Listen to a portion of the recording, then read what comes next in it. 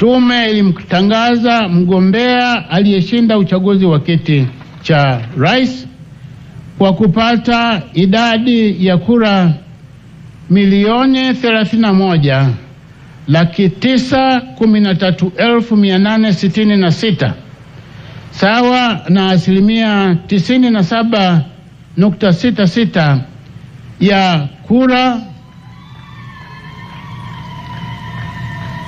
1,678,844 halali zilizopigwa. Mgombea aliyetangazwa kuwa mshindi wa kiti cha rais ni Mheshimiwa Dr. Samia Suluhu Hassan